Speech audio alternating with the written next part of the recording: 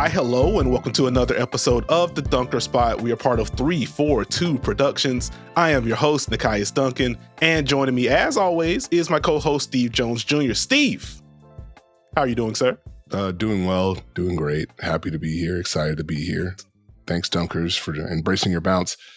YouTube high, smash that like button. I don't have any challenges. If we get to a certain number, Nekias think of something. But, Nekias, it's time to hoop it up, man. It is indeed time to hoop it up. We get the subdued intro, but the intro nonetheless. Fun episode planned for today. Got some news nuggets to get into a little bit later in the pod. We have a big trade to talk about on the W side, which a lot of star power involved. Certainly going to break that one down. But first, going to bounce around on the NBA side. Just a general what's caught our eye as of late. I'm circling back to the Memphis Grizzlies, Steve. Not the first time that I've talked about the Grizzlies, who have just been in the top 10 in offensive defense all year long, have been in the hunt for a top 3 seed in the West pretty much all year long. But as I've talked about them throughout the year, it's mostly been through the lens of there's a general defense take. General, this is an interesting offense. Jaren's breaking out as a scorer. Ja Morant is incredible. Some light love for Jalen Wells, et cetera, et cetera. The one main piece, I should say, that I haven't really talked about in depth so far this year. Emphasis on main. That's a good shot. But the one guy that I haven't talked about in depth so far this year has been Desmond Bane. And the biggest reason for that has been early portion of the year, he was just out. And he was kind of in and out of the lineup. So most of my Desmond Bane commentary was he's going to be really good once he ramps up and gets in rhythm. And zooming out, the Grizzlies have just been really good in spite of the fact that they haven't had Desmond Bane yet. But the Grizzlies have won their last 6 games.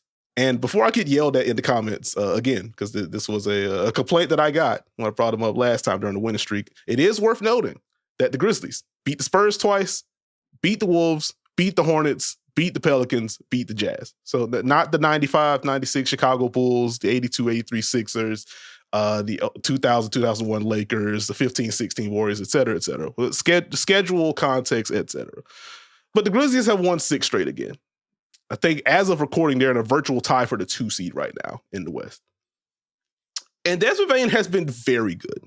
So first, zooming out, again, low minutes as he's been working his way back into the lineup early in the year. So only at around 18 points per game, but a career high 59% on 2s this year, shooting a shade under 39% from 3, 5.5 assists, which technically ties his like box score career high, but he's doing this in under 30 minutes a game. So if you're doing per 36 or per 75, whatever you want to do, any kind of rate stat there, Desmond Bane, most fruitful assist season of his career so far.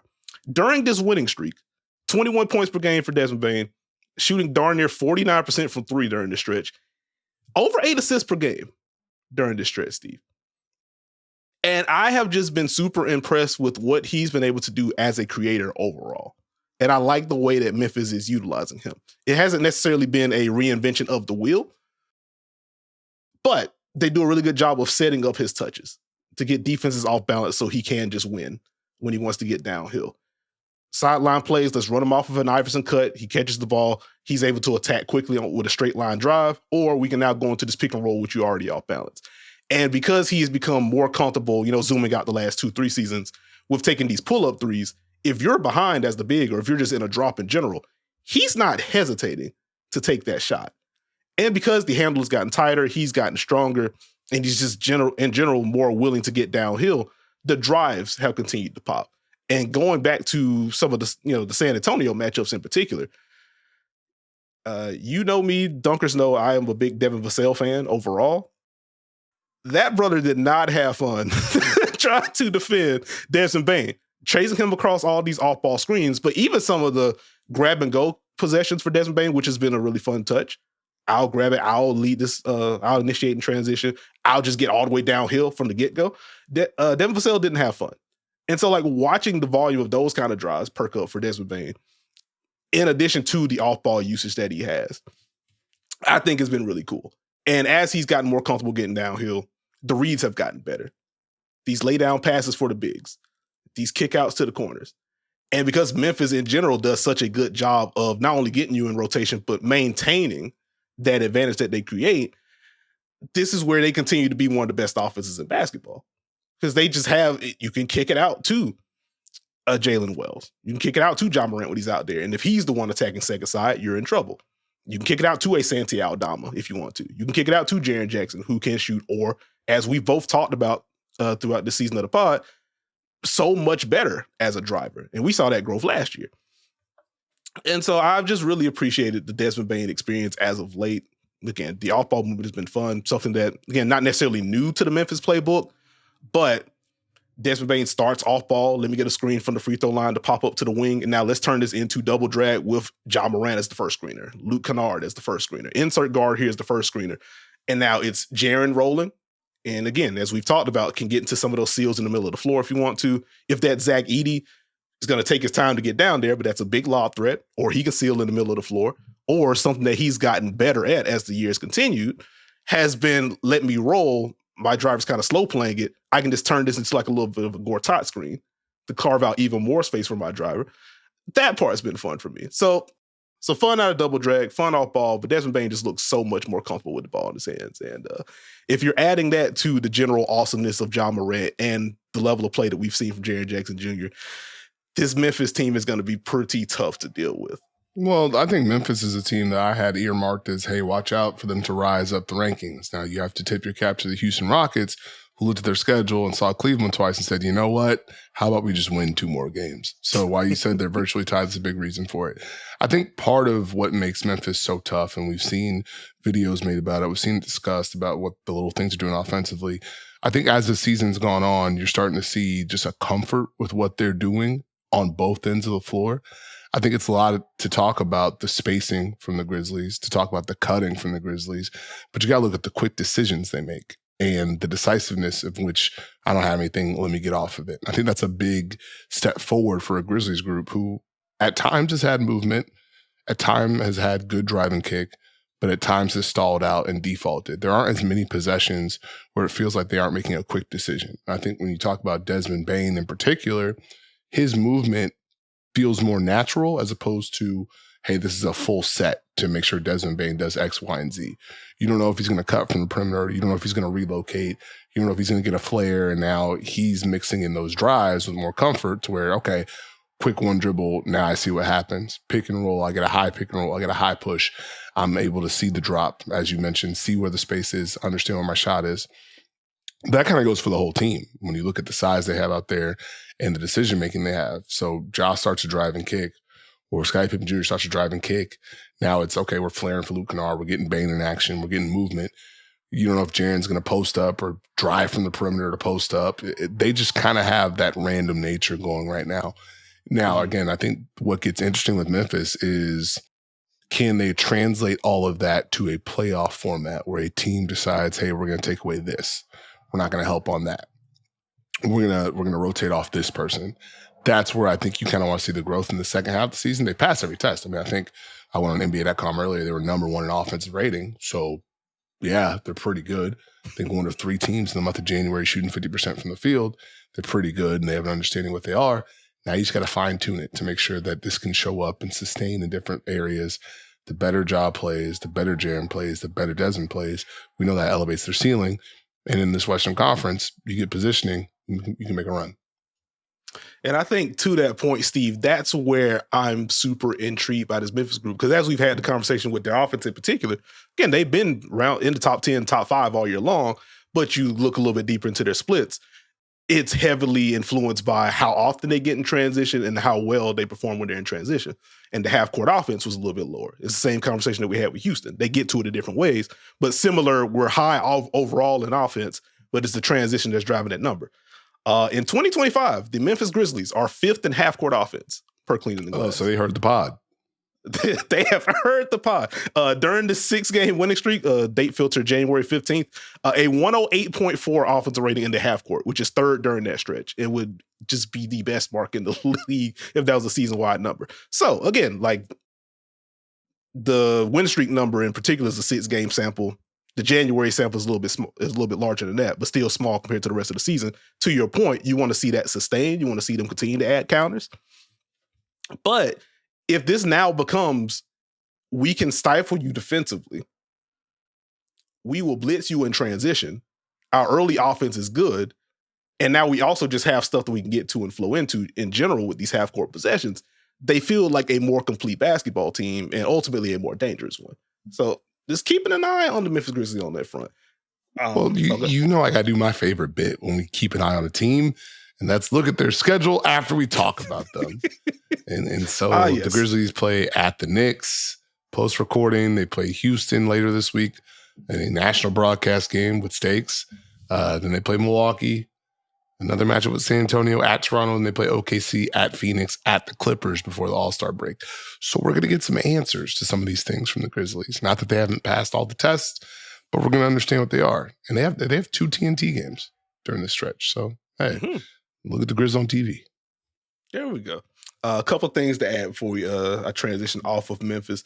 I mentioned Zach Edey and some of the Seals. Just keeping an eye on him defensively as well. Like, obviously, just a rather large human being. Memphis has largely had him in a drop, but they have experimented with some different stuff. Hey, let's put you on non-shooting wing. Let's just keep you planted in the paint. We just don't care what else happens. We can mix around where Jarrett is. We saw that in some of the Spurs games. Good.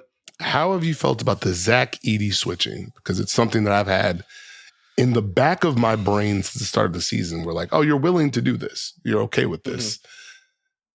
Sometimes it works. Sometimes you get to contain. I feel like his weak side rotations have been a lot better as the season's gone on, to where if Jaren switches and gets beat, Edey's there. But how do you feel about Zach switching? Like, just in general, like, I do kind of like, ooh, let's see how this goes when I do see them kind of accept the switch. But, you know, I feel like I've been process peeled enough on this pod to where him being able to do it in a pinch is more important than him like being a top 5 switch big in the NBA, which I obviously don't think he is. The fact that Memphis is willing to test them out and give him those reps, these are valuable reps for him. They're a good team. He's a rookie that is just firmly in the rotation / starting for them. And so if he can hold serve, that gives him more playoff viability. And like, if you want to zoom all the way back out to like draft time, probably one of the bigger questions you had about him, right? Just what coverage is he going to be in? What happens when he is in space?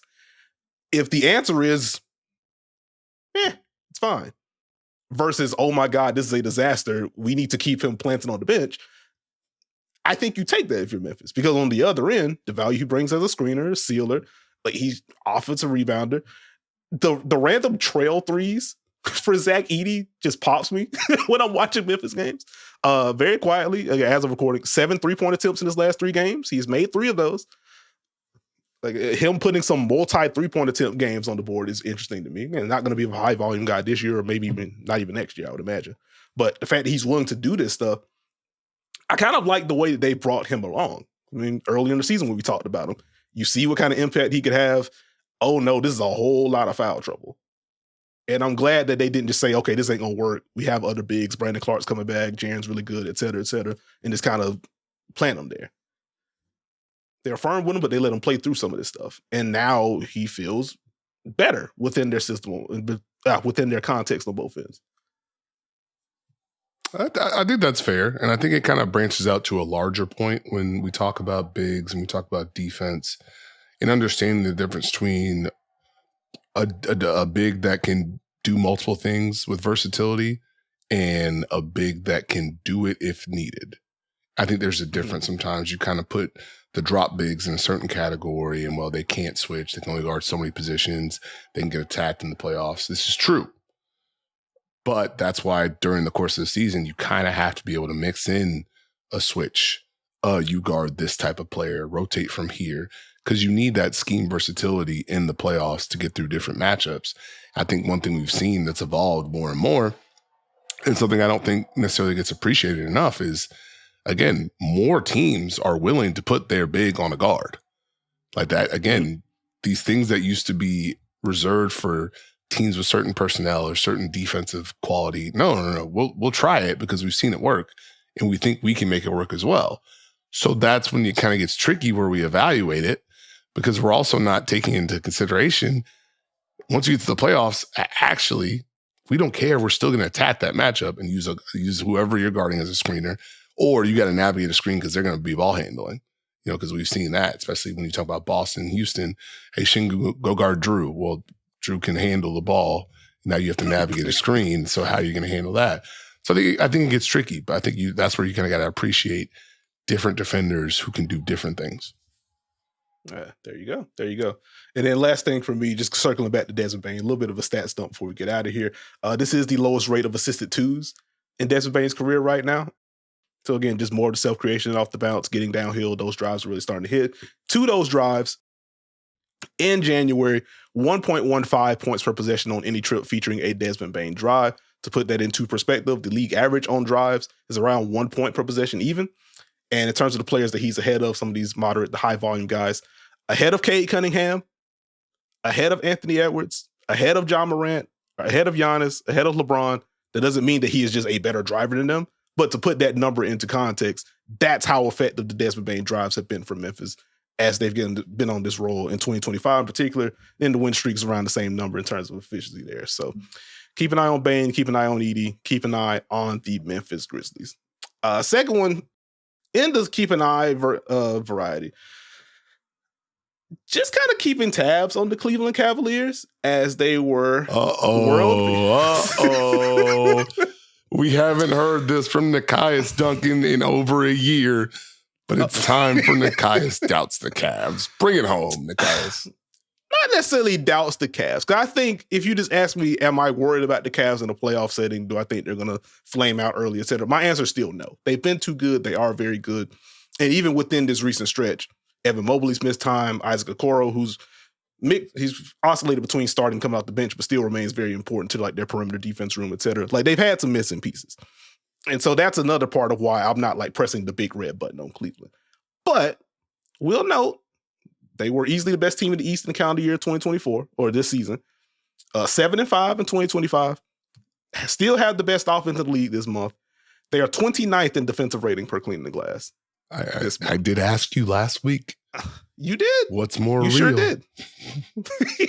You sure did. And so, one, I'm still recovering from all of those questions. That was just disgusting stuff. And I think with the Cleveland answer in particular, I was like, I've seen good stretches from Cleveland. Like, I don't think that part's really going to be that real.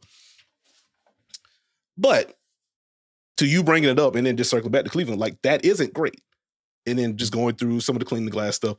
7 games of a 120 defensive rating or worse in January. And they had 5 before the calendar turned.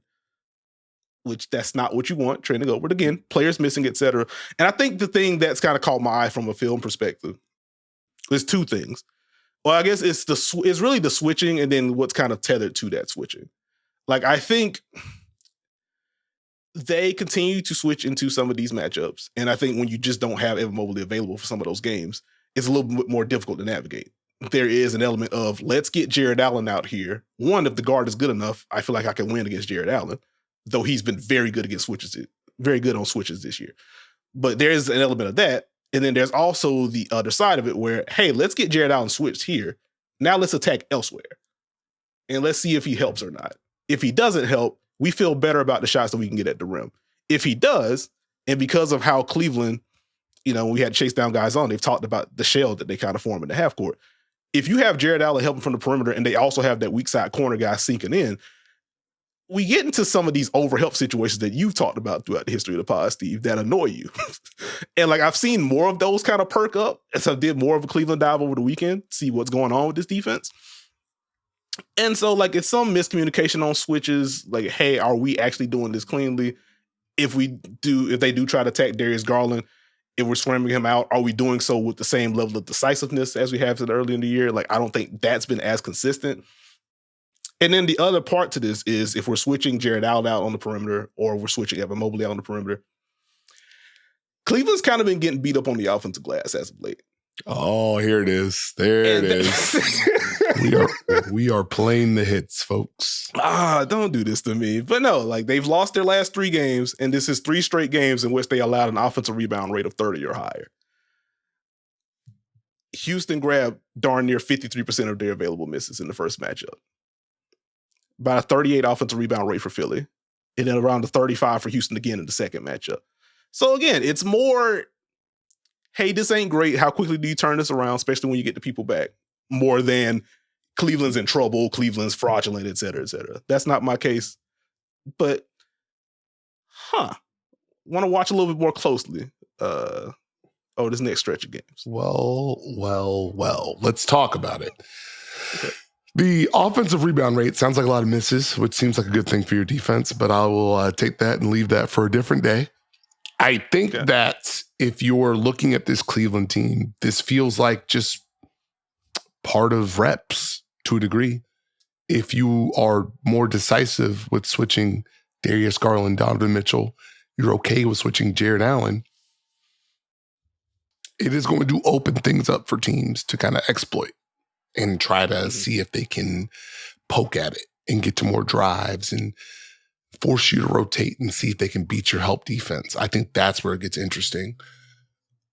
I'm not entirely sure if it's a bad thing, so to speak.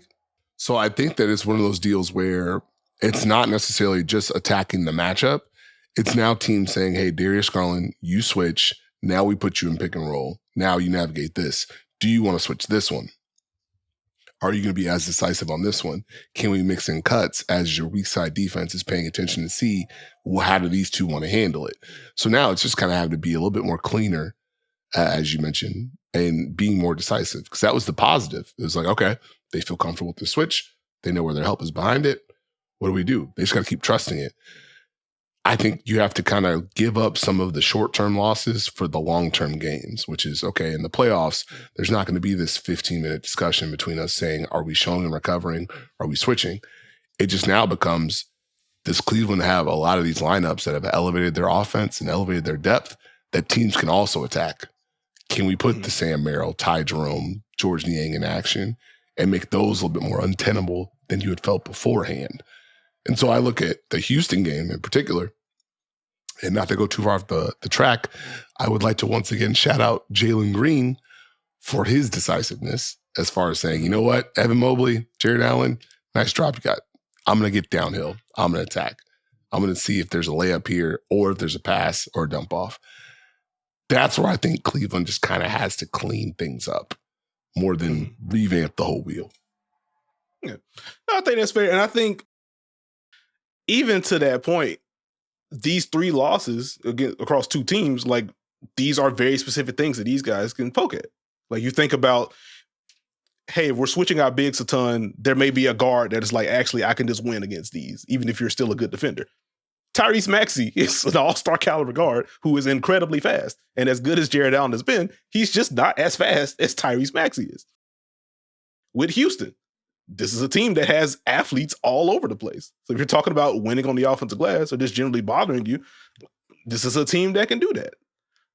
And so these are very specific personnel things that can poke at Cleveland, which you put in the back pocket when you think about Cleveland in a playoff context. But again, they've just been so good all year long. I'm just not at, they're in trouble. You know what I mean? So it felt worth bringing up at the very least, or circling back rather, since you did mention in your very evil game that you put me through. That why has it got to be evil? Jeez Louise, bud. What do you mean? Well, actually, hey, man, should we stick here? Are there any teams that you're worried about? Let's be trendy. Let's be topical. Let's be fun. Any contenders that you're concerned about? Are you worried about the Boston Celtics in an Arctic freeze right now because they've only won 69% of their games? I don't know, man. Seems nice to me. Yeah, I mean, I can't even keep the bet up. Like, I'm sure Nekias may have some genuine concerns, but he seems pretty good, and we talk about him, we dive into him. I'll buy you a second because I hijacked things. Very interesting that the Denver Nuggets and their defense decided to go on national television and display all of the opposite things that Denver's defense, like it was just it was the bad defense Denver, which I identified right from the start. It's like, okay, they're going 2 on the ball against Anthony Edwards. Anthony Edwards knows they're going 2 on the ball against Anthony Edwards. Anthony Edwards is now making quick decisions. The rotations behind this is not very good. Oh no. Repeat. Hey, we be respectfully messy. What's up? They should be ashamed of themselves making Rudy look that good on the short roll. Oh, that brother was comfortable behind the 2 on the ball, to your point. But yeah, it is kind of wild. Hey, look at how great this defense has been. And it has been. And like one game doesn't just completely erase everything that Denver had been building. But yeah, that was a very loud Ant does everything that he's supposed to do bit. And Denver was not super prepared. I will say this about Anthony Edwards. I think I talked about it recently, but I do think he's doing a better job of making quick decisions, reading the defense. And I think when he knows the coverage, he's in a much better place to just make a quick read. I thought there were some really encouraging signs in that game. Number one, obviously it's easy to kind of see the help, make a skip pass, but he was good off movement. He was reading. If he knew they were coming up, he would just get rid of it first to allow another drive. Those are the little things that help Minnesota. And again, I just tell people, I don't necessarily think it's like Minnesota's offense, I feel like has performed at a better level than people have given it credit for. The problem is their defense has gone up and down. And the days you need Anthony Edwards to be a 9 out of 10 in the playmaking scoring balance, sometimes he's a 6, sometimes he's a 10. You don't know where it's going to be. If you can just stable that out, I think you'll be fine if you're the Minnesota Timberwolves. I think it's interesting if you look at maybe the balance between the top 6 in each conference and then the 7 through 10, you probably have more question marks about 7 through 10, but you have things you can point to where the answers might be there. It's just, what's the movement going to be? What's the shuffling going to be? Like, I'm not as concerned about the Celtics. I don't think their defense has been at the level they want it to be at to be that team, but you have to remember how good that team was last year. So in my brain, I'm like, why am I penalizing them for not being world beaters and just being semi-world beaters, I look at the Knicks. You know what? Can I salute the Knicks real quick? Sure.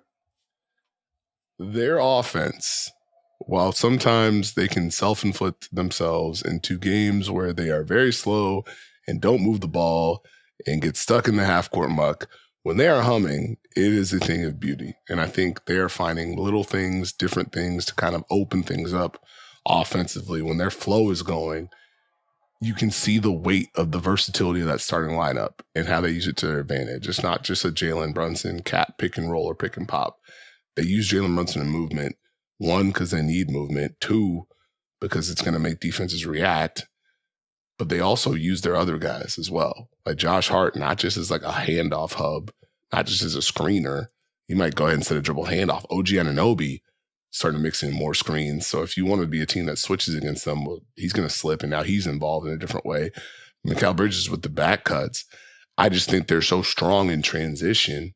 I think the defense hasn't hit the notes they want it to consistently. But when they have the nights where they are looking to get out and run, and you don't know who's going to push it. Is it Jalen Brunson? Is it Mikal Bridges? Is it Josh Hart? Is OG cutting? Is there an early screen? That kind of gets pressure on teams early in the clock and lets them kind of naturally flow into ball movement. Being able to use Cat spaced and use your other guys in different ways, that's a positive. But Cat also punishing some of these switches this year, it's a positive. So I think I wanted to give a salute to the Knicks offense real quick. No, I like that. And I think just to circle back to answer your question, is there anyone I'm concerned about? Like, not really. Maybe that's bad podcasting, but to your point, like the closest I would have in the East would probably be Boston and Cleveland, just because Boston's offense has been wonky by their standards in terms of like how many of these threes are they taking. Like the shot profile has kind of shifted over the last month. Threes aren't going in. The defense has felt better, but even then they haven't hit like peak levels consistently. But ultimately, that's just a lot of talent in the room, and they just did it. And this could just be January basketball. So I'm not super worried. We just did the Cleveland segment where it's like, hey, well, this part hasn't been great, but ultimately I think if they're just healthy again, I think they're going to be fine. So not really. Of the top 6, in a literal sense, the team I'd be most worried about is Detroit, since they just got there. But no, I'm not worried about Detroit. The fact that they're there is the story. You know what I mean? So I don't have concerns there. Hey, you leave those fun Pistons alone, all right? I will. They've been very good. But that's what I'm saying. I would only bring it up because they are literally 6 of the playoff teams. And this is an A+ season for them already. In the West, also not really. It's funny, we did the Bleacher Report stream and we were doing playoff predictions 3 or 4 months ahead. And the Lakers were a team that I felt they might fall into the play in here. This could get kind of dicey depending on who they match up with. The Lakers have just won 5 of their last 6. They may be making another move, so they're going to be fine. I think the Clippers have shown, as we just talked about them, hey, if they have Zubac in the lineup, they have James Harden in the lineup, they have Norm Powell in the lineup, they're going to be really good. and tough to deal with, and Kawhi's looking more like himself. Not super concerned there. Like, does Dallas become the team by default just because they're falling apart? Well, yeah, go ahead and tap that button and Luka Doncic returns. Yeah, it's just like, and Dallas really feels like the biggest wild card in the West, because even if, again, we don't know how long Jarrett Allen is going to be out yet. Like, at best, it's like 4 weeks. But like, even if he doesn't come back on time, or if he comes back and they keep him limited, Luka is so good that they could have injuries and stuff elsewhere, and he could just break things for 2 months. And you could go into every playoff series, oh, this team is better than Dallas, yada, yada, yada, because of health, whatever. And they could just win anyway because Luka is that good. So I keep a sharper eye on Dallas because of the injuries and how quickly can they coalesce. But if Luka's there, they could toss all that over the top rope. This Dallas team that you're concerned about, they just beat who? I rest my case. You know what I mean? Like, that's where I'm just like, I'm not at red alert with anyone right now. There are some quibbles, I guess, is the closest thing I can say. Like, you keep an eye on like the non-Shea creation in the half court. They have more answers when you add in Isaiah Hartenstein, Jalen Williams being better, etc. But will they hit those notes consistently? Like, you keep an eye on that. But am I worried about the Thunder? No, I have them getting to the finals if they stay healthy. So, like, no. We just talked about Memphis half-court offense being better, and that's kind of like my big question for them aside from health. Houston still remains very good, and they just had 2 big wins against Cleveland. Which, hey, can I ask you a quick free throw on Houston? Yeah, what's up? I guess more of a statement than a question. Amen Thompson is Houston's blank best player. Oh, are you sure you want to ask me this? This either feels like you're going to have like 2 or you're going to have like 6, and I'm going to be mad at you. Best? 4th, maybe. 4th. Okay. So this is what? Şengün, Fred, Jalen in some order? Might be 5th. Might be. I respect Dylan Brooks around these parts. Okay, understood. Where do you have him, Nekias? Probably 3rd. I think 4th is probably as low as I go at this point. Like, if he's going to be this kind of game breaker defensively, and Houston does such a good job of just moving him around the board as an initiator, as a screener, the cuts hit, he's good and he's fun and he's impactful on top of all of this. I mean, he's averaging 17, 11, and 4 this month, shooting 55%. He keeps getting better, man. But see, here's my thing. How much of that is a product of, I don't want to take away from the drives that have been strong and the aggression that's been strong. It's also a product of the people around him to a degree. He helps, but yeah, like, he absolutely helps playing off of like Şengün and the improved play of Jalen Green, etc. But like, part of the impact and the good stuff for him is the way that he's able to complement different types of players and how he can accentuate their talents on top of that. So I guess from a pure evaluation standpoint, this kind of question, like, he's an interesting case study on like what you prioritize and how much you prioritize it. I think amplifiers like him, Derek White, etc., like, they are good in their own right. But also part of the goodness is I can screen for you, I can cut behind you, we can run action together, I can get you open, I can take pressure off of you on the other end because of the guys that I can defend. Like, watching him switch on to bigs and just high point passes when teams try to post them up is incredibly fun. Like, obviously he's not the only good defender in Houston, but like, part of having a guy like Amen who can earnestly just take on number 1 assignments or switch on to bigs, that helps you maintain your let's move Şengün around thing that you hit on earlier in the year. Like, he's just really good. Yeah, but I don't want to give him all the credit for the Şengün thing. They were doing that before he was in the starting lineup. Well, no, that's why I literally said he helps you maintain that. You know, I think I'll settle with 4th. Because the defense is insane, and he did open up what I thought was going to be your Cleveland thought, which is, hey, what if teams just say Evan Mobley, do it for the whole playoff run because Evan Mobley didn't have a lot of fun with that matchup. He didn't. Where Amin Thompson would help and then just wait for him to drive and then contest, or you want to post me up, that's fine. I will block your shot. Bob, and so that was where I thought you were going to go with your Cleveland concern. I guess it's just like, okay, before we go there, I would like to see what it looks like when a team says, actually, we don't care about you. You're at the dunker spot. Do whatever.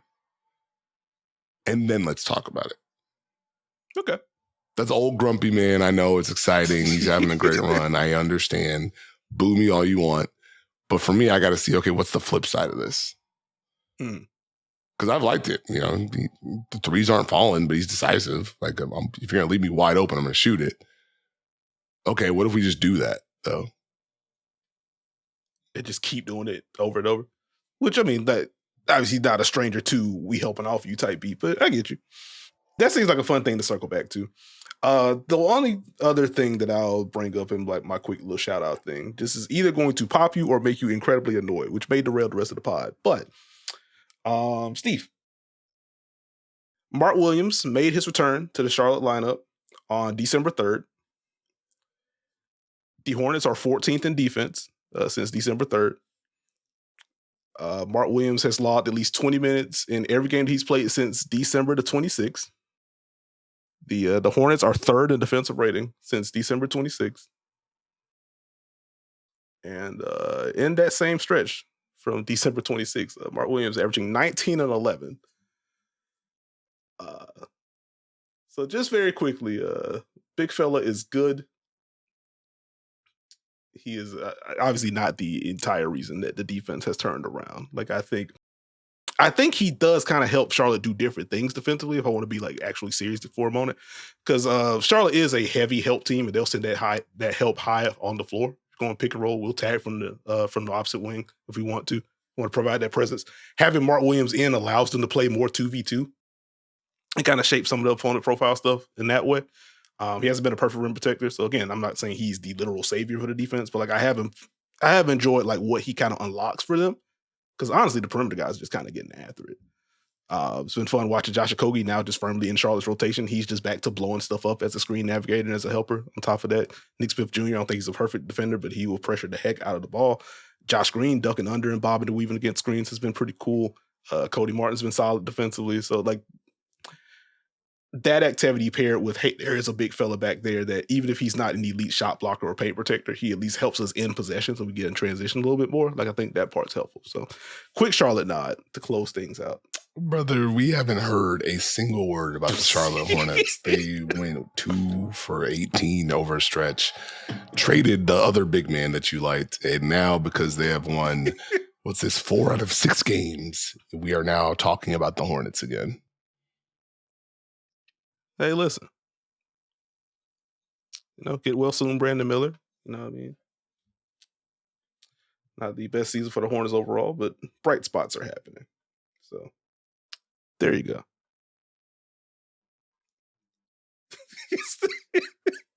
Steve's like, all right, man, you got it. But you have sprinkled in some quick thoughts. Did you have anything else or anyone else you want to shout out before we move? No, I sprinkled it all in there, buddy. Okay, fair enough. All right, then we'll go to the news front. On the last pod, talked a little bit about the All-Star starters being announced. If you need a refresher on those, Jalen Brunson, Donovan Mitchell, Jason Tatum, Giannis, and Kat in the East. Steph Curry, Shai Gilgeous-Alexander, Kevin Durant, LeBron James, Nikola Jokic in the West. So, Steve, 2 questions for you, or rather a 2-part question for you. When it comes to the reserves, which I think are going to be announced on this upcoming Thursday, who do you think will be named as reserve? And if you were making a choice, who would you have as reserves? We can start out East. And if it's the same, then that's also fine. But well, with the East, I think it comes down to 1, who do you have locked in the backcourt? And how do you navigate the front court? So for me, I look back at what I had December 23rd. Not much had changed. I had Trae Young and Cade locked in, and I had Damian Lillard locked in. That's 2 backcourt spots and a wild card spot gone. Yeah. The front court gets interesting.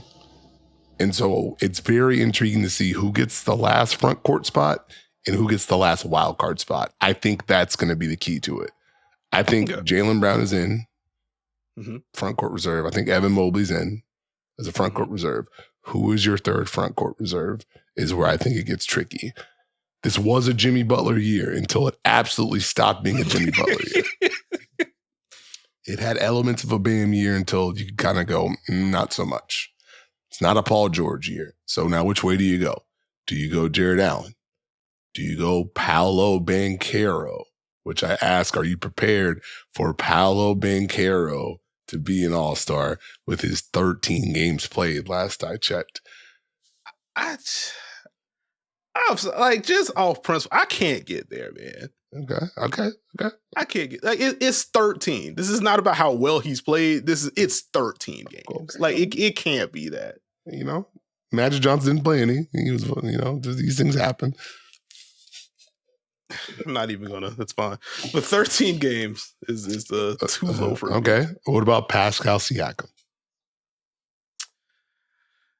I think I'd have Pascal in. He was very close on my list. What about Cam Johnson? Not so much. Porzingis probably need a little bit more time to make the argument. Now, let's say you go Jalen Johnson against Pascal Siakam. Pascal's probably had the stronger 2025 as Jalen Johnson has dealt with the shoulder. Where do you go here? Because Pascal's been very important for Indiana. Probably deserves consideration. Jalen Johnson, on the other hand, 18 points, 10 rebounds, 5 assists. Let me give you the list of players that are doing that, by the way. Domantas Sabonis, Nikola Jokic, Giannis Antetokounmpo, Alperen Şengün, and Jalen Johnson. That's it. Seems good. And the impact numbers for him are absurd. The Hawks just die with Jalen Johnson off the floor. So you go Brown, Mobley, and Siakam? Yes. Okay. I go Brown, Mobley, Johnson. Okay.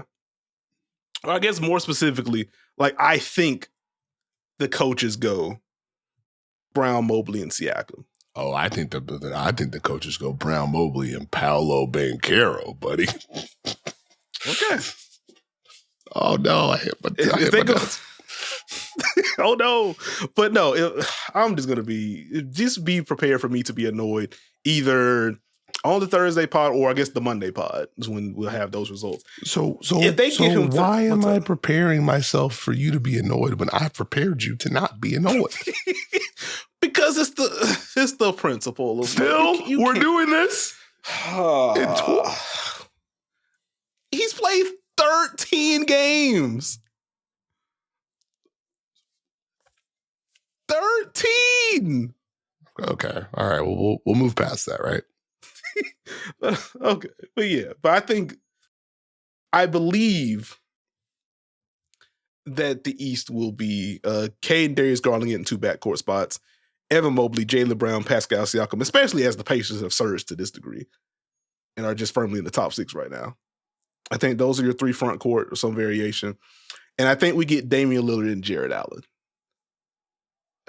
as the other 2 wild card spots. And this could just be like some of my, like trauma's obviously too strong and very dramatic, but like this may just be some of my, people just don't rock with Trae Young the way that I do. And so like I think Trae Young gets in this year. I listen, as we get into the who would you have list, Trae Young is on my list. I'll spoil that one early. But like I just have this sneaking suspicion that since he hasn't had the efficiency thing hasn't been great for him all year long. The Hawks have been up and down, and now it's been mostly down since Jalen Johnson's been out. I think there's a combination. I hope I'm wrong to be clear, but like I think there's a combination of factors to where it's like, hey, we already got Cade in, Garland in, Dame in. They may go front court over another guard, and I think Trae may end up getting the short end of the stick in that situation. I would not agree. Trae is in on my personal list. I feel like he may end up getting snubbed. Then stand on business. You know what? I'm going to stand on business. Give me Trae Young, Cade. Give me Jaylen Brown, Evan Mobley, Paolo. Give me Dame and Darius Garland. Standing on business. Okay. Tyler Hero was right there for me. Like Hero's going to be an interesting case. Like Tyrese Maxey, what he's had to deal with context-wise with all these injuries, and he's still been very good. Like, there are a lot of names to cycle through. So I don't really, a serious note, like I don't envy the coaches in this regard, but I'm a little worried about Trey. Again, I want to be wrong. I would have him in. I'm a little worried about how that's going to go. In the West, who would you have / who do you think the coaches are going to go with? Man, look, let's just talk about it. The West is a mess. Number one question. I personally think you can lock 3 front court players in. I think you can lock Victor Wembanyama in. I think you can lock Anthony Davis in. I think you can lock Domantas Sabonis in. Okay. For me personally. Now this is where it gets messy. What do you do with Luka? I don't think he's in. Do you think the coaches will say he's not in? I wouldn't be surprised. And again, this is literally only an injury thing, to be clear. But like, I think with Luka missing this amount of time and going back to the East, especially with Paolo missing that amount of time, like I would just be surprised. Coaches are very much availability sticklers, I feel like.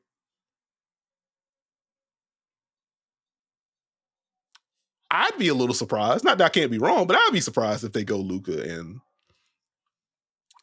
or Paolo. Okay. Then what do you do with Ja Morant? I think he's kind of well. You asking me? Like I wouldn't have Ja because of the games,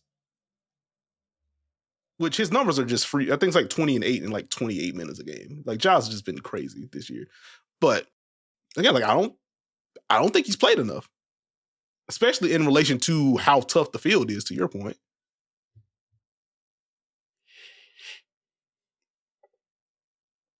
So I just think it's tough / unfortunate. You have both of them out. I have both out right now. So you got a real list over there then. It's not too crazy, I don't think. But do you want me to go ahead and reveal mine? I can. Sure, man. Like I think the coaches go. Honestly, I think the coaches go Anthony Edwards, James Harden in the backcourt. Victor Wembanyama, Anthony Davis, Domantas Sabonis. Like I think they're going to have a Clipper in. I think, and I think Harden ends up being the rep. But Anthony Edwards, James Harden. I think you have Wemby, Anthony Davis, Domantas Sabonis. 2 wild card spots. I think Şengün and Jaren Jackson. Oh, you have them both in. Yeah, I think the coaches go with both of those guys. We'll see. I'll tell you right. Like I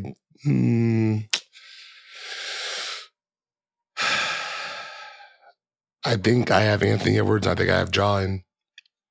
Okay. I think I have James Harden. I have Şengün in. What happened to Jalen Williams, Nekias? Listen, I think I am still very much a proponent of. I would like to see Jalen Williams in the All-Star game. I've made the case 74 times at this point, so I don't want to rehash the whole thing. I think earnestly, one, Jaren Allen and Şengün have just been very good, and like those are just two worthy All-Stars and 2 worthy wild card participants. So you could just make that argument for those 2 outright as arguably the best players on their teams in their top 3 seeds.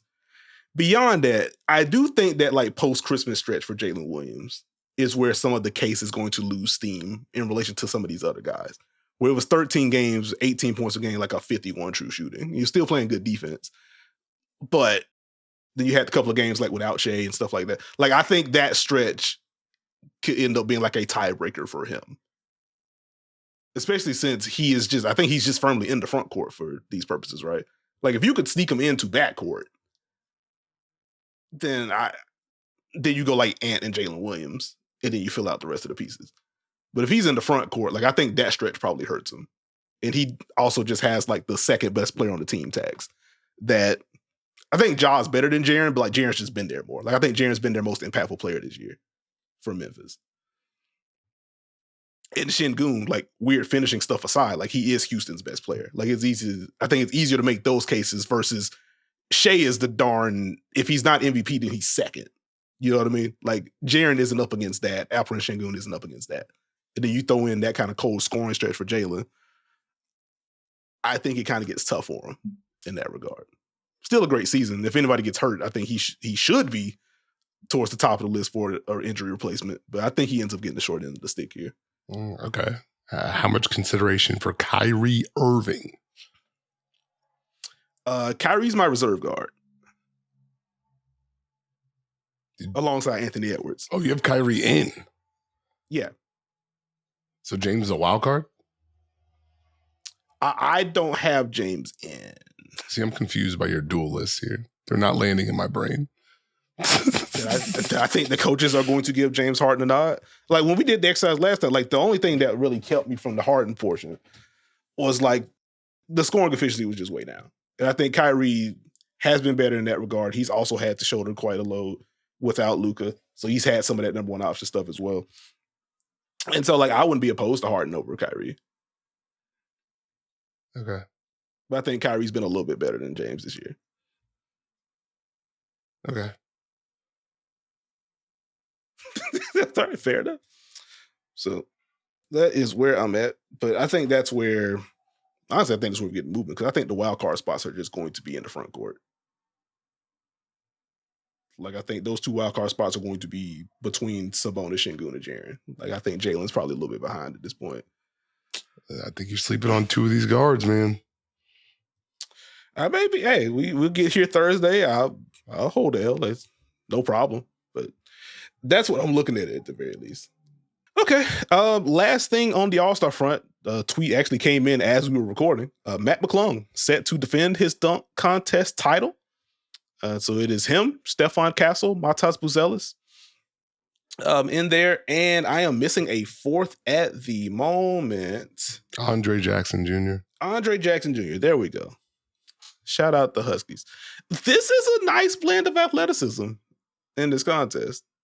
I like it. Like, you do not have the quote unquote star names. I understand that. But like, I'm unironically amped for this one. Like, I think they're going to put some really good stuff together. Get ready for the disappointment, Nekias. The threat of disappointment from Nekias Duncan coming to you on February 15th. I'm going to be so sad when someone has one of those like 3 or 4 attempt sequences. I'm like, gosh darn it. But no, it's a cool field though. So I'm here. All right, let's close this out with some W talk. And buddy, what a blockbuster this is. The Las Vegas Aces acquiring Jewell Loyd and the 13th overall pick in this year's draft. The Sparks acquiring Kelsey Plum from the Aces, the 9th overall pick this year's draft via Seattle, and a 2026 second round pick via Seattle. And the Storm acquiring the number 2 overall pick via the Sparks, a 26 first from Vegas, and the rights to Lee Yuru. 6'7" big. Okay, some interesting flashes for the Sparks last season. Oh boy, where to begin? We begin with, well, Nekias, I did say on this very podcast and in various watch parties, are you ready for the Jewell Loyd Kelsey Plum trade? Just saying, we could start there, bud. You did. And I guess just to use that as a jump off point, I was expecting a direct swap if it was going to happen.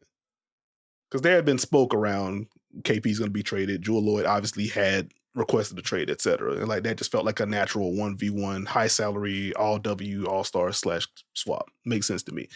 I didn't anticipate the Sparks getting in on this. And then I didn't expect the Sparks to get in on this with that being the Kelsey Plum landing spot. Because once we got the early rumblings from Andy Constable that the Sparks were in this and KP may be going to LA, I was like, wait a minute. What are the Storm getting here? Because like you're not getting Nekias Jackson, you're not getting Cam Brink. And if I'm the Sparks, I'm not giving up the 2nd overall pick if I can help it. And so from there, it's like, is there something else functional here that could get the Sparks in here as a 3rd team or what? And then we get the report that they are indeed willing to go at number 2. It's like, okay, this is surprising. I don't know how to feel about this. As you have been kind of teasing, are you ready for the Plum Loyd swap? My thoughts had been more on court. What does KP look like alongside Skylar Dick-Smith, Nneka Ogwumike if she's back, etc. And how is Jewell Loyd going to fit in next to Chelsea and Jackie and Asia in Vegas? The LA wrinkle is interesting to me. And so I guess I'll circle back to the Aces portion of this first. There's been a lot of discourse about this, and rightfully so, with a trade this big. And as I've told you, I've been trying to figure out how I feel about the Jewell Loyd fit, because a lot of that is trying to figure out how real was last season for Jewell Loyd. Was this just extended shooting slump / some kind of nagging injury or injuries that she played through that we aren't privy to? And is she just going to bounce back in this new context? On and off the floor, really. But she's just going to bounce back in this context and just be an all-W caliber guard. And the Aces are just going to be off to the races again. Or if some of the shooting stuff was real from last year, how does that shift how the Aces are going to be defended? Because it's Jewell Loyd, there's still going to be a level of attention shown. Like, she can get buckets at a high rate. But if it is going to be at this efficiency number in particular, are there going to be more unders than we anticipate? I had you in my brain as I was thinking through this yesterday, where you have often commented about, like, CJ McCollum, as good as he is, like, you're just getting dropped until you make us do something different. Like, will Jewell Loyd fall in that bucket? And if so, how many of those shots is she going to hit? We know how many she can, but once the games are played, get into a playoff setting, etc., how many is she going to hit? And, like, how does that affect the overall ecosystem for Vegas? I know Jewell can operate off the ball. What exactly is that usage going to look like? And so I just found myself intrigued by what this could be. I feel like there's a world in which Jewell bounces back and the Aces are just flirting with a historic offense again. And I think comparing KP and Jewell in particular, like, Jewell accesses all three levels of the floor in a way that Kelsey doesn't. And there's a level of burden carrying I think that she can handle that may unlock some interesting lineup combinations for the Aces, which brought on the secondary thought: what kind of staggering will the Aces go with this group? Is this going to be Jewell, we're tethering you with Chelsea so she can handle more of the playmaking stuff, you just get off and carry the scoring while Asia's on the bench? Is it going to be Jewell and Asia so that we have a built-in two-player action here? So you don't have to carry the load, Asia doesn't have to carry the load, it's fine. Is it going to be Jewell and Jackie? As we saw a lot of point Jackie last year for the Aces, particularly when Chelsea Gray was out, and then kind of share the playmaking duties and kind of build the boat around there. I'm curious to see what that part's going to look like.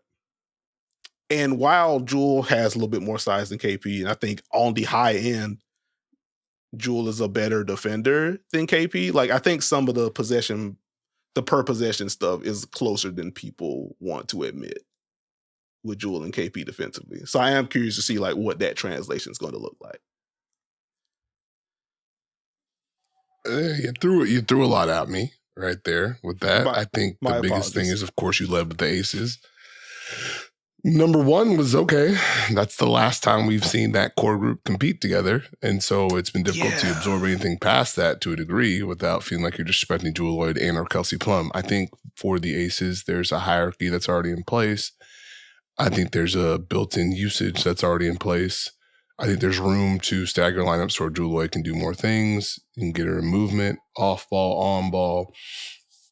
You know, I think her skill set should fit because we've seen the template work. I think you can use her as a screener as well. In theory, she should get more quality shots. Defenses are going to have to make difficult decisions. They always have against the Aces. And now you have to look at the hierarchy as far as, okay, maybe we felt comfortable with player X guarding Kelsey Plum. Do we feel comfortable with that same player guarding Jewell Loyd? Who gets that assignment? Who gets the Chelsea assignment? Who gets Jackie Young? How do we absorb that? Can they get to drive and kick? Or can we stay in front and contain? Can we make them make jump shots? How does that all work when they also have A'ja Wilson doing what A'ja Wilson does? Mm-hmm. So, yeah, an under sounds good. What about a rescreen? How do you handle that? If Jewell Loyd's in rhythm, how do you deal with that? What kind of shots can you open up with Jewell Loyd spaced or Jackie spaced? And what does the driving kick look like? Like, there's a lot of possibilities for the Aces. Mm-hmm. I'm not as concerned there. Yeah. Because I think what they have, what they've built, what they're working towards, coming off a loss, there's a unity you can kind of find where Jewell didn't necessarily have the year she wanted to have. The Aces didn't have the year they wanted to have. It's time to get to work. Let's do it. Yeah. No, that definitely makes sense. And I think buckling down to some of the off-ball use for Jewell, like I think she should get better quality threes with Vegas. Like I think playing off of Asia in particular, as she was one of the most double players in the league last year, you should see more of the catch and shoot stuff from Jewell than we saw last year. And I wonder, just from a numbers perspective, like if that just flips things on its head from what we saw last year in terms of the efficiency. Is she just getting easier shots in that specific regard? Because we know she's comfortable boogieing against Stroud. I'll pull up. That's fine. If this is an isolation, I can create my own shot, etc. If you substitute some of those with just some catch and shoot opportunities, or if she gets some of the stagger packets that Jackie Young gets, and these are just quick trigger pulls now, where Jackie is a little bit more methodical when she's coming off of those. It's easy to see like how that would work. And I love the point about, are you comfortable with this type of defender defending Jewell versus Kelsey? And I think the difference between those two, like skill set wise, like Kelsey is a lot more north-south than Jewell is. And so like I wonder, again, like the defender type is going to be an interesting portion. Because like, how does Jewell handle that? How do defenses handle that?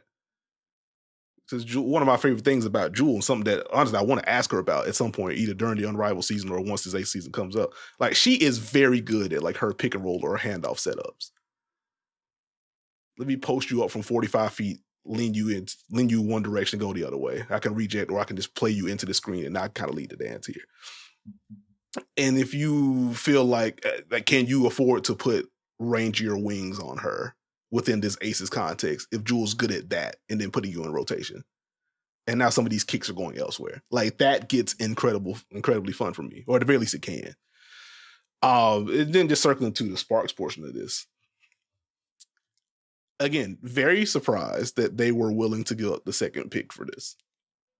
Because once I saw the early report that the Storm want this, if we're going to do this, I like, one, how much of this is influenced by the fact that they cored Gabby Williams and she might just sign that Supermax offer sheet and that just kind of restricts space. And like in a literal sense, we may not be able to bring in KP and also bring back Nekias for what she deserves and fill out the rest of this roster. And the other part was like, is this a hard line? We want two, and if we can't get two, then we're fine with just making this a Storm Aces trade and we're okay. And if it's the latter, like the trade got done as a 3-teamer, so if that's the case, then clearly it worked. But you add a talent like Kelsey Plum, it's hard to pass that up. I think she's going to be huge for helping the three-point shooting, helping the drives in particular. I'm excited to see her play off of Cam Brink, off of Rakia Jackson, and whoever else they're able to add this offseason. Like that is a pretty big, that's just a pretty big acquisition. Like I'm sorry to be reductive about that, but this is an all W caliber guard. And like my biggest question for the Sparks last year, heading into the year and for what we saw, obviously they had a bunch of injuries to deal with, was like, okay, what exactly is this guard room? How are they going to unlock some of these front court pieces? Shoot, we talk about, go back to De'Erica Hamby, who's also all-star caliber player in her own right. We get into some inverted stuff with De'Erica Hamby and Kelsey Plum on and off the ball. Kelsey Plum, one of the best screeners in the basketball. On top of that, if you're talking about using De'Erica Hamby as a high post hub, KP's more than comfortable flowing off ball, flowing off handoffs, cutting, etc. Like, it feels like a pretty easy on-court fit. I'm more curious about how the Sparks round out the roster this offseason. But I understand getting the star in the room. So allow me to get booed real quick and try and give an alternate thought here, because I see some reaction. Oh, they gave up number 2. Why would you mortgage your future? Kelsey Plum's really good at basketball. And you have to take a look at where the Sparks have been. They were 8-32 last year, 17-23 the year before that, 13-23 the year before that, 12-20 the year before that. The last time the Sparks made the playoffs was 2020, 15-7. On that team, Candace Parker, Chelsea Gray, Nneka Ogwumike, Brittany Sykes. The Liberty were 2-20. That next year, you got beat out by the Liberty for the last playoff spot. Look at what they are now and look at where you are now.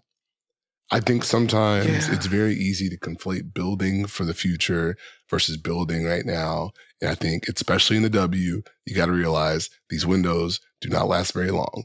Look at where the Sky were in 2022. Look at where the Storm were in 2022. Look at where the Mystics were in 2022. Teams that have had to climb up and get into the playoffs. The Wings and Dream were the 4 and 5 seed, 2023? One fell out of the playoffs, one fell to 8. The landscape shifts quickly, and it's going to keep being that way for at least a little bit. This is a little bit of a go time element to things right now. You have got to capitalize. You can't stay at the bottom very long. We are looking at the landscape, the one-year nature of things, the new CBA that's coming, expansion arrived, more expansion on the way. Mm-hmm. I can understand a team that has not made the playoffs in a minute, seeing a 3-time All-Star say, hey, I would like to join this program. Because guess what? You have youth. You have a star. You have veteran talent that could probably help you in the next year or two. No?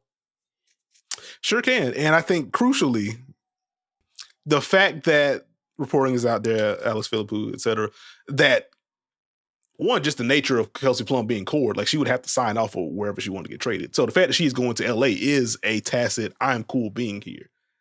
And if there's an expectation that she's going to be here long term, hey, we get to lock up Kelsey Plum for the next 3-4 years at minimum. Or we can say 2 to 3 if you want to be more conservative. As she, again, can grow with that youth. Like you have her and Dearica Hamby as 2 veteran all-star talents. On top of Nekias Jackson and Cam Brink once she returns. Like that's a fun foundation to be able to build off of. And hopefully as LA is able to get some off-court things in order, get, training facility, et cetera, they obviously have history on their side in terms of what the Sparks have meant to the W at large. Like you are now making yourself more attractive to these free agents in 2026 and 2027, et cetera, et cetera. And on top of all of this, as they, again, traded number 2, if you're not going to be able to get Paige at 1, like if Paige isn't slipping to 2, and you flat out just do not know who's declaring for number 2, this is kind of your window. Like this isn't like we can make, I guess in a literal sense, hey, we can make this trade in March or April. But like if we're approaching the start of free agency and this was going to be the biggest domino to fall, this was your window to decide, hey, we want Kelsey Plum or we're keeping number 2. You didn't have much more time to think about if we could parlay this in some kind of different way. I'm glad you brought like the recent team history for the Sparks. Like that, it makes sense that they want to win. And I now thinking back to the Magic Johnson comments from 2-3 months ago at this point, where he's like, hey, I want to be more involved. Like, I'm sorry, I haven't been involved enough. We want to get this team back to where it's supposed to be, et cetera. I would imagine that also factors into the calculus of, do we want the number 2 overall pick who could end up being very good? Like if it's Olivia Miles, like that, she should be a world beater once she gets here. Or we get Kelsey Plum right now. I can understand if this is the edict from management. Let's get the all-star / champion right now, please. Who's also one of the most marketable people in the league on top of that.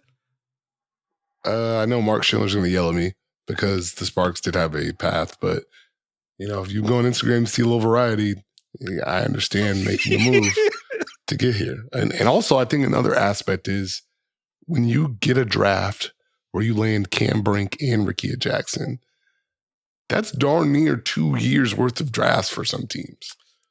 Yeah.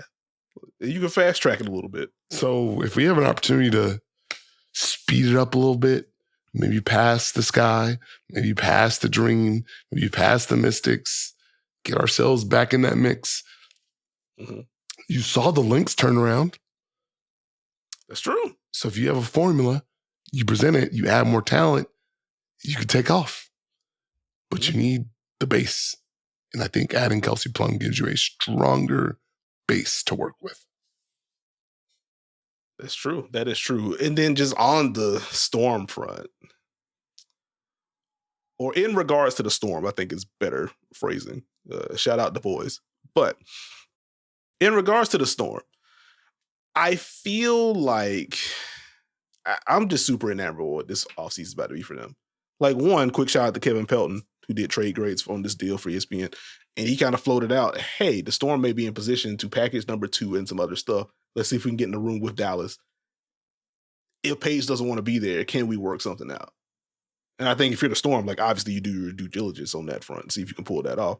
But if you can't, I tossed this to you before we started recording. I do it on here as well. Like, do the Storm call Atlanta, or do they call Washington rather? Like, hey, we have our first. We also have Atlanta's first. We'll trade down if you give us one of those vets. Can we get Ariel Atkins? Can we get Brittany Sykes to further bolster this defense? If they were in a stronger win now position, I'd say yes. Mm-hmm. I think you can kind of, I don't want to say 2 timelines, but you can kind of use this to build on top of what you're trying to get to, as opposed to cashing it in. I don't know if they're there. Makes sense. Like, I think that's fair. I only bring up Washington in particular because they could trade, if it's 4, they could literally trade still in the lottery and be able to kind of double dip in that regard. But again, you get right back into who's actually going to be in this year's draft. Does trading down to 4 or trading down to 6 actually take you out of range of the impact players that you might want to add on top of this? And so, like, that was an interesting situation there that I thought about. But man, like, I didn't expect the Jewell Seattle situation to end in this matter. Like, I feel like it's just been, I mean, the last, 3, 4, 5 months have just been kind of interesting in Seattle. I guess we can frame it that way. And like, Jewell was the last piece of like that era of Storm basketball. Like, Sue Bird is retired, Breanna Stewart is in New York and winning championships, and like, Jewell's kind of the final frontier in that regard. And for her to land in Vegas, it's tough. Like, Jewell was on the floor for that famous Storm Aces series that we got to nerd out about. And now she's just on the other side. It's like, this is, I guess from a narrative perspective, like, this is just wild that this is how it kind of ended. But Storm have room. They have a top 2 pick. They could even select someone really good, or let's turn this into someone or some people and kind of build out this roster. Like, I think the expectation is that Neko Gumake is going to re-sign with Seattle. So you will have, if that's the case, Skylar Diggins-Smith, Neko Gumake, Ezzy Matbagor, and you have Cord Gabby Williams, though we will keep eyes on that situation to see if she agrees to a deal below the max. If this turns into a trade situation elsewhere, I don't know. But like, you at very least should have like that top 3 plus Jordan Horston. I'm curious to see how they continue to build this out. So what does this mean if the Aces also get Brittany Griner? That's a lot of talent to add in one offseason. I think it's where I start. If the Aces get the version of Brittany Griner that we saw in Unrivaled this weekend, I think they'd take that on top of what they already have in the room, which that's the point. That's the quick point I wanted to make on the Aces front too. Like, Asia's season last year, won MVP and rightfully so, etc. Like, so much of that was out of necessity because of, like, KP got off to the cold start as a scorer. Chelsea Gray wasn't there for the first portion of the season. Jackie was kind of up and down. We later find out in the second half of the year that she's playing through injury, etc. They needed Asia to be superhuman. So, like, adding another talent to where she's obviously good enough to put up 28 and 11 if she wants to, but like, we don't require that every single night to put W's in the column. Like, I think the Aces be pleased with that situation. I think they're cool with that being the context again, because that's what it was pretty much in 2022. Ace is best in the world, but like, we have all these other pieces that can take over when necessary. So, fascinating trade. And if Brittany Griner is also added, hey, we'll see how the Aces round out, but that's a pretty tough top 5 to deal with. Actually, if the Aces are able to add Brittany Griner, are they your favorite, Steve? Nah, I'm going Lynx. I don't know if I believe you, but okay. You tried it. You tried it. This brother will not believe in the gosh darn Liberty. That is crazy. It's all right, though. That's all right. Did you have any closing thoughts before we head out of here? Well, shoot, man. I got free throws. I guess we'll get to our comment of the week next week. Hopefully you smash those comments in. So are the Aces officially a super team now?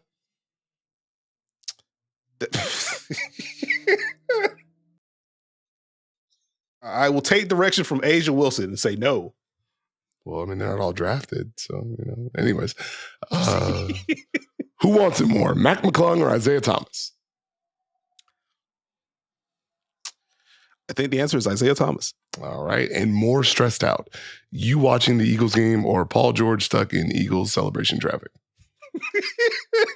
I think the answer is Paul George. That brother was just tapping on the steering wheel, just waiting to get down the road. I would have been so annoyed trying to get back to my residence. It's just also you knew what the city was going to be if they won just off rip. They put up 55. They put up 55. Did you just grab the cup to say that? Okay, cut this. Hit the horns. Hit the horns. The Hornets? No, I'm getting this out. The Hornets will finally win some games, and you talk about the Hornets, and now the Eagles, who you've talked down upon all year long, win a game. Now you're drinking water on the podcast. I've never seen you drink water on the podcast. You got an Eagles cup now, you drink water on. Get me out of here. Get me out of here. Well, we have lost Steve. And so thank you for listening to and or watching this episode of The Dunker Spot. Please subscribe if you haven't already. We are on Apple, Spotify, RIP Google, Stitcher, Podbean, wherever you get your podcasts, you can find us. If you want the visual element and get more reactions like this from Steve, we are on the YouTube channel every Tuesday. That's the day after Monday, the day before Wednesday. So check it out, subscribe, like, share, all of that good stuff. You can follow me on socials at Nekias NBA. You can follow Steve at Steve Jones 20. Join our online Dunker Spot watch parties. The link is in the podcast description, either on YouTube or if you're listening audio wise. It is free to create a profile. You can watch hoops live with us. Link your league pass subscription. Let's have link your league pass subscription, and you can watch hoops live with us. We have basketball conversations. We also we talk wrestling. We have some video game fun. We talk general life stuff. A lot of food takes flying around in there. If that's your vibe, want to rock with some cool people, watch some hoops along the way, that is the way to do it. So click that link, create your profile, come rock with us. And with that, we will catch y'all later in the week. Yeet.